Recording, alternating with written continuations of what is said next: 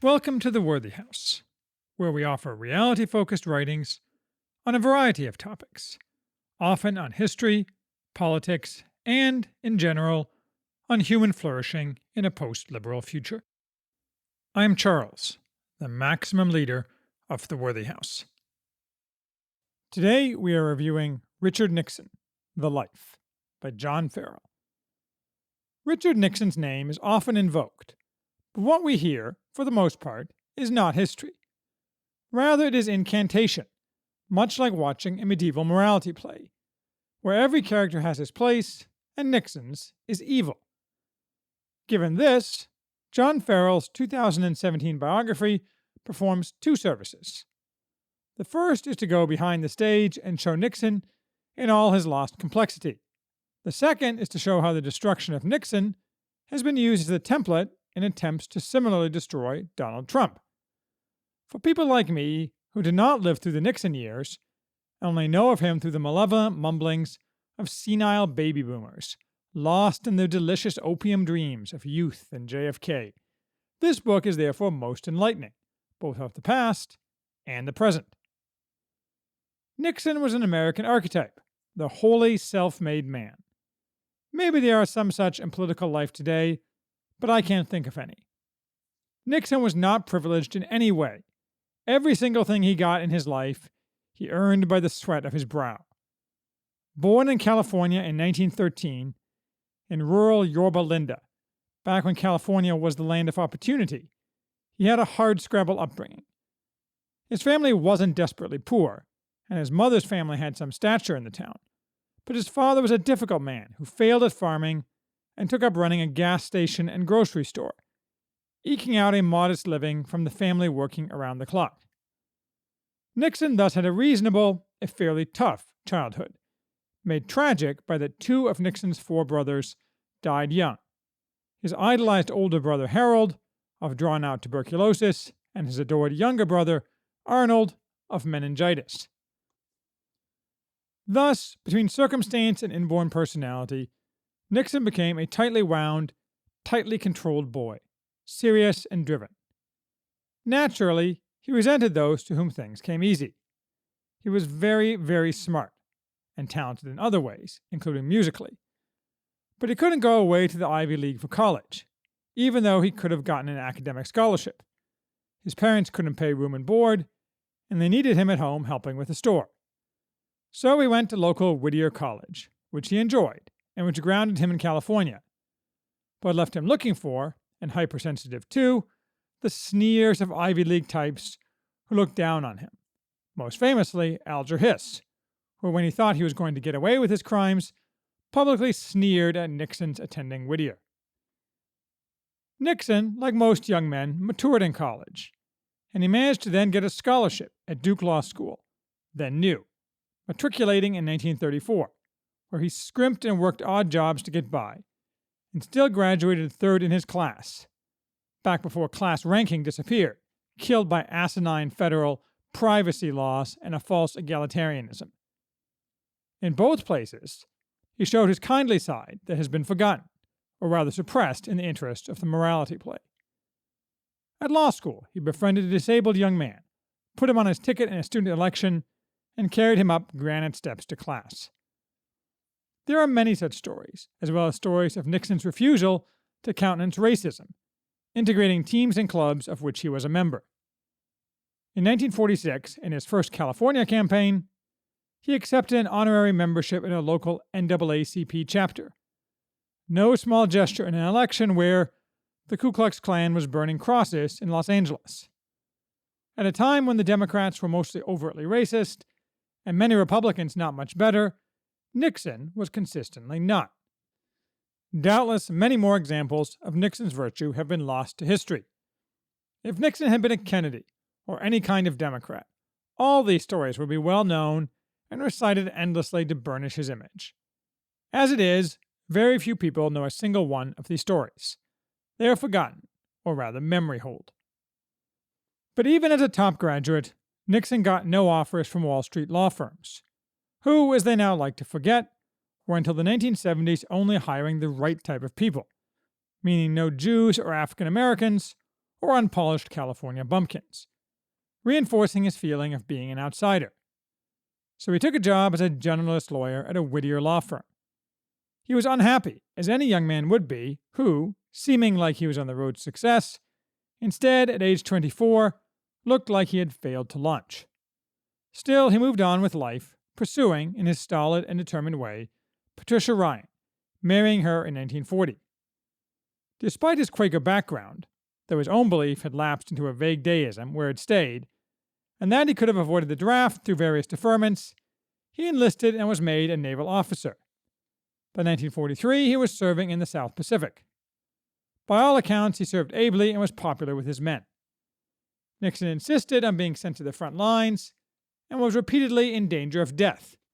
From shelling, mostly. He wasn't a Marine killing Japanese in the jungle. He made it home safely and, encouraged by local backers, began his political career. Nixon won his first election in 1946. He ran as a progressive Republican against an incumbent Democrat, Jerry Voorhis, at a time when the Democrats, led by Harry Truman, were riding high. Voorhis was an easy target for Nixon's body blows, in part because he had chosen sanctimony as a form of self-identity, fond of disquisitions on obscure monetary theories, and out of touch with the young families rapidly filling the Whittier area. Plus, he was too close to communists and labor unions, though he wasn't a communist himself. Nixon and his advisors didn't care to make that distinction, setting Nixon's future approach to all his early elections, and slaughtered Voorhis both in the debates and in the election.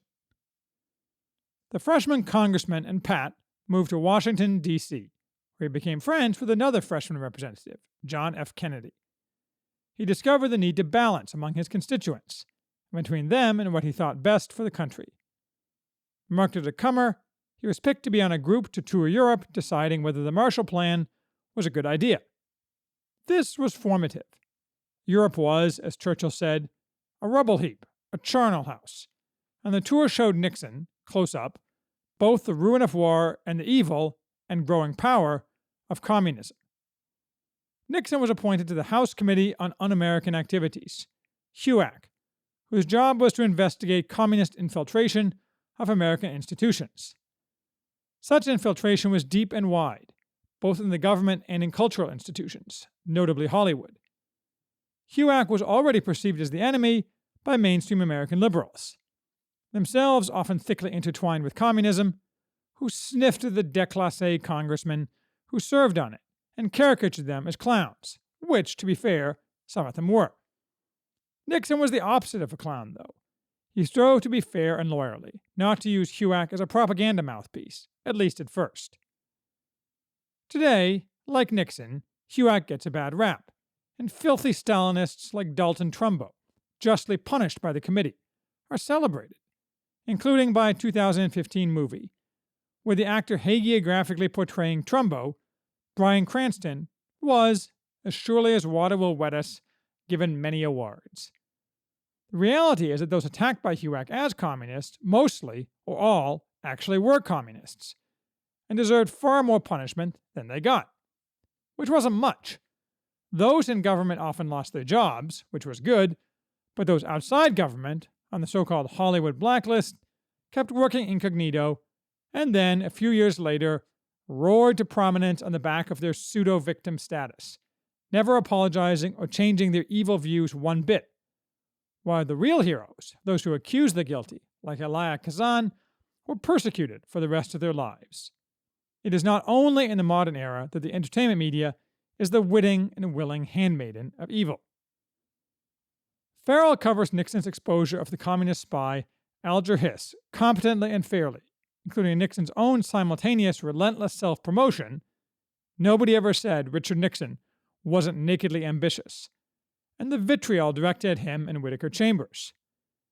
Even today, there are a few crazy people who think Hiss wasn't guilty. Farrell isn't one of them. Still, his exposure of Hiss sealed Nixon's fate, because the establishment, top to bottom, took an attack on Hiss as an attack on them by this upstart man from rural California with dirt under his fingernails. In particular, the press, whose line was set by anti-communists and therefore was strongly supportive of Hiss, raged against Nixon for humiliating and exposing them when he proved Hiss's guilt.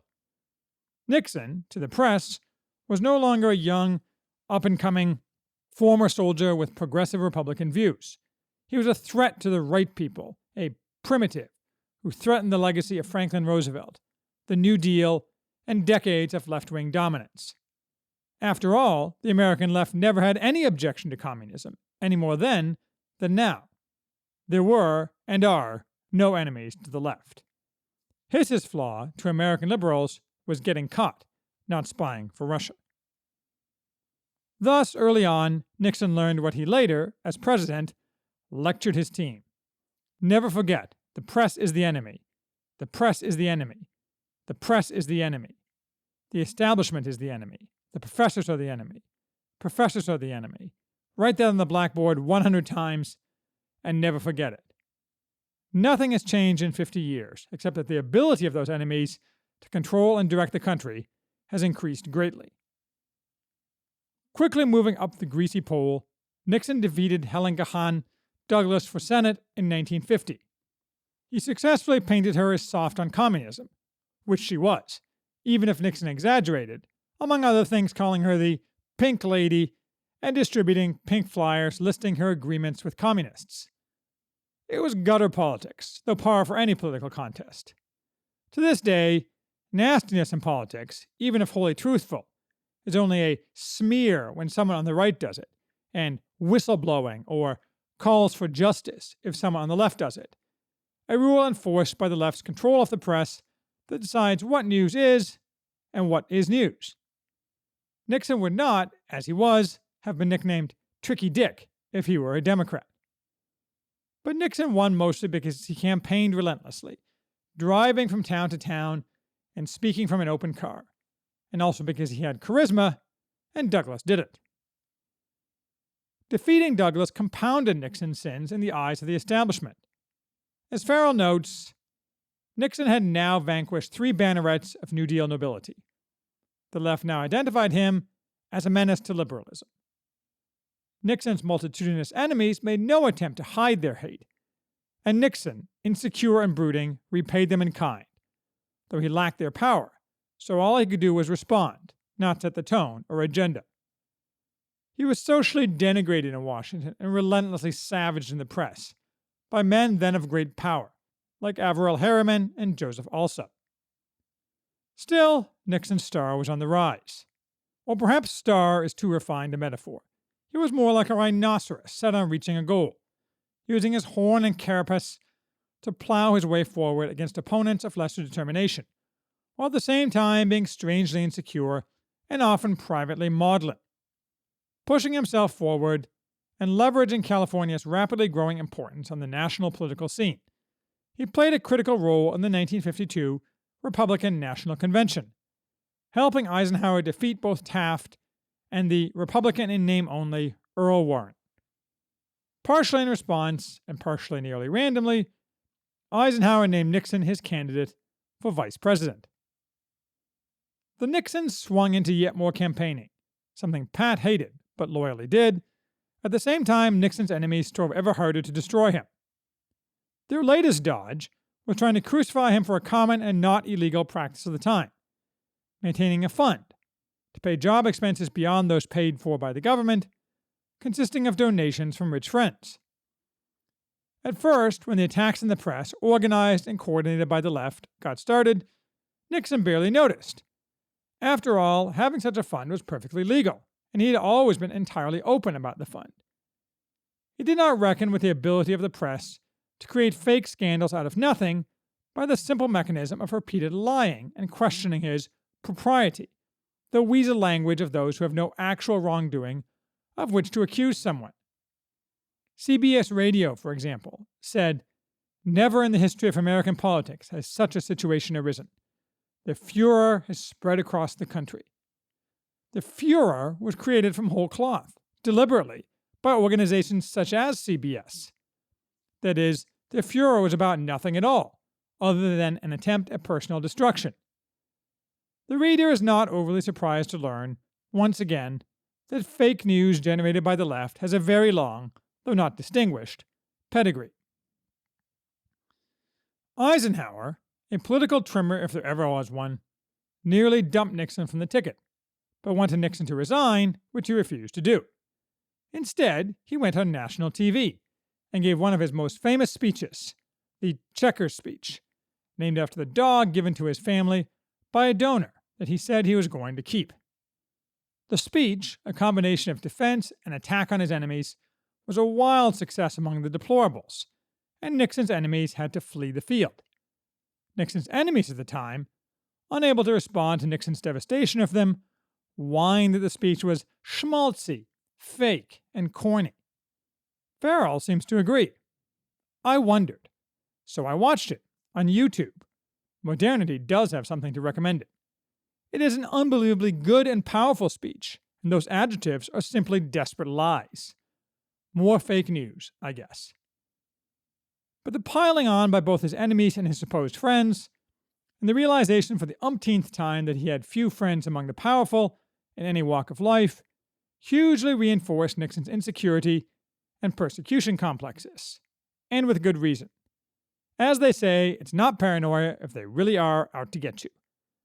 Longer term, and aside from Nixon, the near success of this smear campaign set the pattern for decades of similarly organized campaigns, taking any Republican who dared to actually act, rather than just speak, conservative, and either manufacturing a scandal out of whole cloth or simply repeating the false claim that scandals surround him, while deliberately hiding far worse activities of any Democrat or properly subservient Republican. As vice president, however, Nixon at least flourished in his favorite role, man of international affairs. He was happiest, politically and probably personally, when outside America.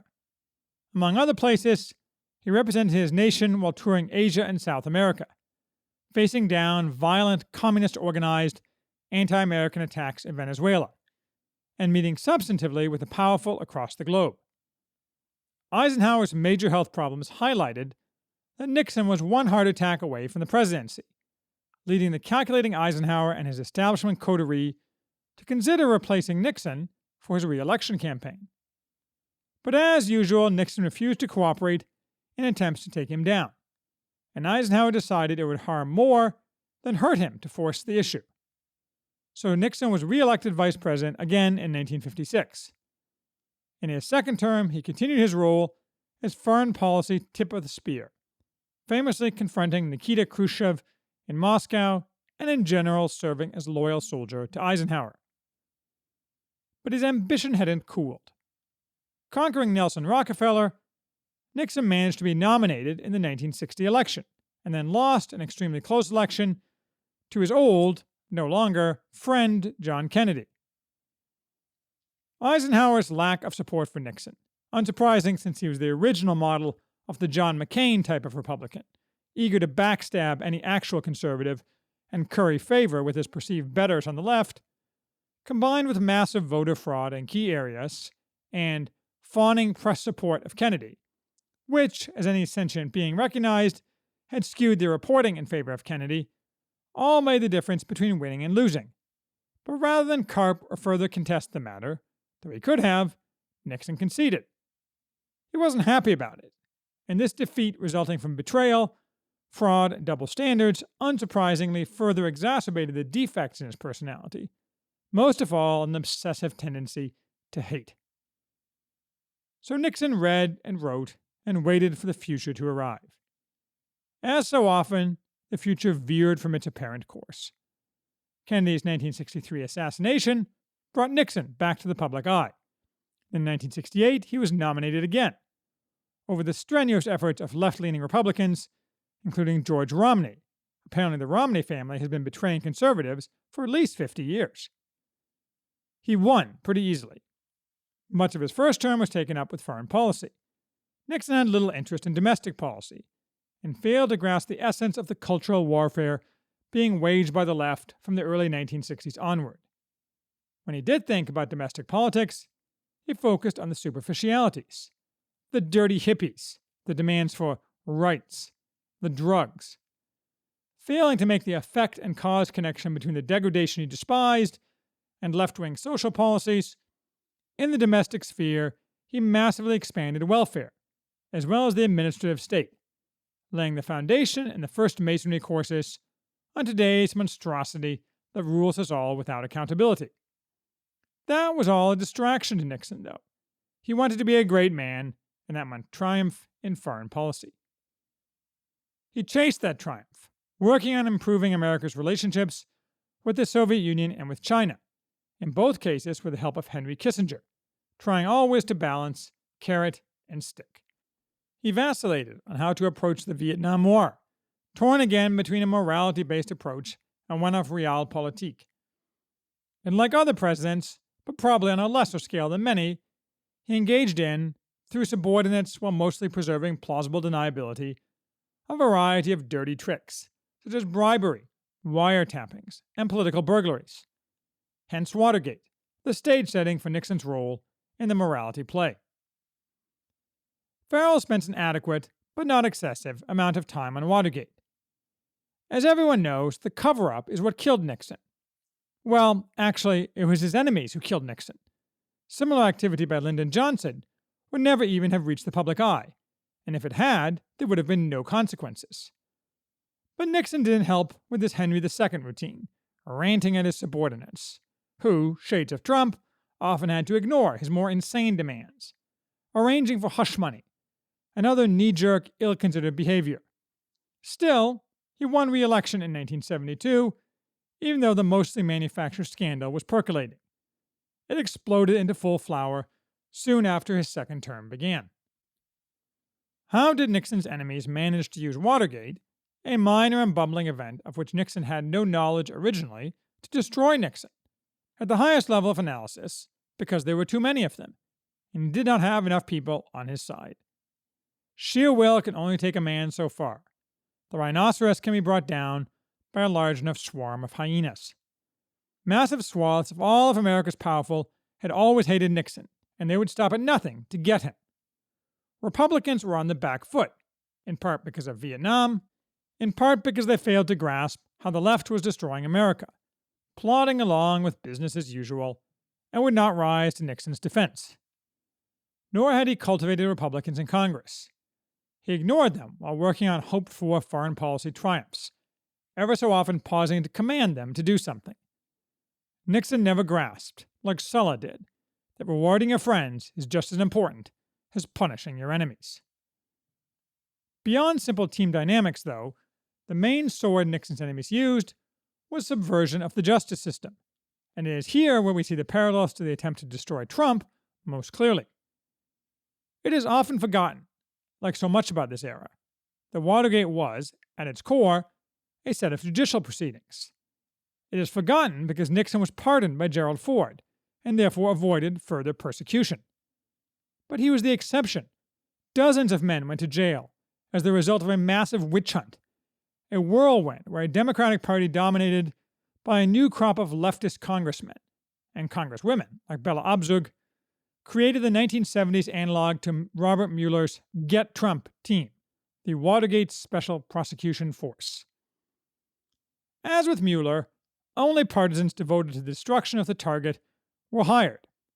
Full disclosure, I resent Mueller, not only because he is a golem of the deep state, but because one of his most prominent attack dogs was the boyfriend of a woman I asked out years ago, and she said no when I asked, being bizarrely unwilling to immediately dump him for me. 8 of the dozen senior attorneys on the WSPF had worked for RFK when he was Attorney General. Nixon's attackers, high on their own supply, even compared themselves to heroic doomed warriors from the Iliad. The press eagerly worked hand in glove with the Pharisees. Time magazine had 40 Watergate-related covers. The 3 major television networks planned gavel-to-gavel coverage of the Watergate committee hearings, and PBS followed up with taped primetime shows at night. Farrell is very clear about the resulting gross violations of the rule of law. In a frenzy like Watergate, perspective was abandoned. Watergate defendants were dispatched to prison by a process that denied them a called-for change of venue, bent the rules of evidence, and was tainted by ex parte communications between the judge and partisan prosecutors.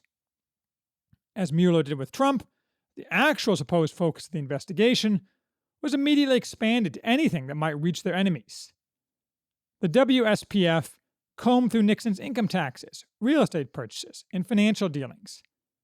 At least, unlike Mueller, the WSPF had a few actual crimes to investigate, but, like Mueller, focused on process crimes originating from its own investigation, and on trivia such as supposedly illegal campaign contributions, dragging on until 1977 in order to damage Republicans as much as possible. Inevitably, it went after Republicans not involved with Nixon at all, but posing a possible brake on leftist desires. The New York Times 1977 article on the WSPF's disbanding notes that the WSPF's chief prosecutor's last publicized action was his decision to investigate accusations of campaign law violations against President Ford during the 1976 presidential campaign. The single worst example of this corruption was the activity of John Sirica, a federal district judge in the District of Columbia, assigned to the case of the Watergate burglars. Racked with delusions of grandeur, not bright, and eager to be praised by those whose good opinion he craved, Sirica adopted the role of a prosecutor in ways that seem unbelievable to me, and I worked for a federal judge once upon a time, so I have a pretty good grasp of federal criminal law and judicial process. Not only did he engage in ex parte communications to assist Nixon's enemies, he announced that he was giving provisional sentences, something of which I have never heard and which appears to be simply a terroristic threat, of 40 years to Nixon's aides implicated in Watergate, unless they gave up their Fifth Amendment rights and helped get Nixon. Sirica operated a total kangaroo court, yet is celebrated as a hero, including being named Man of the Year by Time, because he did what his masters commanded. Deserted by everyone, and not having helped himself through his own inconsistent and obfuscatory responses, Nixon resigned in 1974. But the memory of how he had been destroyed has remained fresh among the left, and that explains their unhinged behavior during the past 2 years, and why they cannot accept that Trump has beaten them down, as Nixon beat them down in the Hiss years. No doubt they will redouble their efforts, as they did after Hiss. If Trump had more discipline, or any at all, his victory would be more likely. But I'm still putting my money on Trump, since what the left has missed is that modern tools allow direct communication to the masses, and the deplorables to communicate among themselves, despite ever more desperate attempts at censorship, and thus the parallel with Nixon is a very incomplete parallel. One might object that Nixon did, in fact, do illegal things, and Trump has not, which is true, but irrelevant, since the left is totally indifferent to truth and justice, and only interested in the goal, power. All this is a degradation of the Republic, however, no doubt. Although Nixon the character occupies the role of evil in the morality play written by the left, and continuously promulgated by their all-powerful media machine, Nixon the man slipped out of that shell in the final years of his life, becoming a type of elder statesman. People who express surprise at this don't understand the narrative that the left has manufactured for us. Nixon's post-presidential life is the arc for all successful conservatives. For decades, any conservative has been viciously and continuously attacked during his time in power, or during his attempt to gain power, always compared to some combination of Hitler and Scrooge. When he is no longer in power or fails to gain power, he is then favorably compared to those who come after him, as a set piece of propaganda. Thus with Nixon, Barry Goldwater, Ronald Reagan, George H.W. Bush, George W. Bush, Bob Dole, and many more. I doubt if Trump will get this treatment, because he represents an existential threat to the left, as none of those men did. This treatment is carefully calibrated with the living. Any such figure who toadies to the left is rewarded with sweet praise and laudation, in proportion to his obeisance, as are his family who survive him, useful as secondary tools. Nothing goes on forever, so this cycle will not either. Unfortunately, since men who seek power learn from the past, the most likely short-term result is the rise of someone who has the discipline that Trump lacks, yet appeals to baser instincts. That's not going to be fun for anyone, but at least we'll know whom to blame.